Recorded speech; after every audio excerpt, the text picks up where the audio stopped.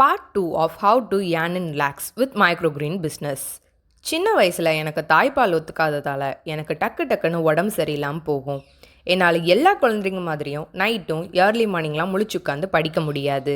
என்னோடய most of the பர்த்டேஸை நான் ஹாஸ்பிட்டலில் தான் கொண்டாடியிருப்பேன். ஒரு நாள் ஸ்கூல் விட்டு வீட்டுக்கு வரப்போ என் தங்கச்சி சொல்கிறா, Feb 4 கேன்சர் டேவா, நீயும் Feb 4 தானே பிறந்த, உனக்கு அப்போ கேன்சர் வந்துடும் அப்படின்றா. இதை கேட்டதும் நான் குடுன்னு ஓடி போய் அம்மாட்டேன், என் பர்த்டே அன்றைக்கி கேன்சர் டேயா, எனக்கும் கேன்சர் வந்துடும், ஆல்ரெடி லாக்டோஸ் இன்டாலரன்ஸால் தாய்ப்பால் குடிக்காமல் வீக்காக இருக்கிறேன், என்னையை வச்சுட்டு ஏன் கஷ்டப்படுறீங்கன்னு கேட்டேன். அதுக்கு எங்கள் அம்மா சொன்னாங்க, Feb 4 கேன்சர் அவேர்னஸ் டே, அன்றைக்கி பிறந்ததால் கேன்சர்லாம் வராது. அதே மாதிரி இந்த உலகத்தில் பிறந்த எல்லாருக்கும் ஒரு காரணம் இருக்குது, ஒரு பர்பஸ் இருக்குது. சும்மா பிறந்தோம் இறந்தோன்னு இருக்கக்கூடாது. நீ பிறக்கும்போது எவ்வளோ கஷ்டம் இருந்தாலும் நான் சிரித்தேன். உன் பர்பஸ்க்காக கஷ்டப்படுறப்ப உனக்கும் சந்தோஷமாக தான் இருக்கும், அதை நீ அடையிறப்போ உனக்கு தெரியும் அப்படின்னு சொன்னாங்க. என்னோடய ஒரு பர்த்டேக்கும் கேன்சர் பேஷண்ட்ஸ்க்காக என்னால் ஏதாவது செய்ய முடியுமா அப்படின்னு தோணிக்கிட்டே இருக்கும்.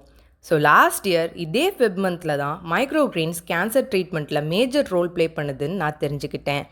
அன்னைக்கு இருந்து இன்னைக்கு வரைக்கும் எத்தனையோ கேன்சர் பேஷண்ட்ஸ்க்கு நம்ம உயிரோட்டம் மூலமாக இயற்கை முறையில் மைக்ரோகிரீன்ஸ் வளர்த்து கொடுத்துட்ருக்கேன்.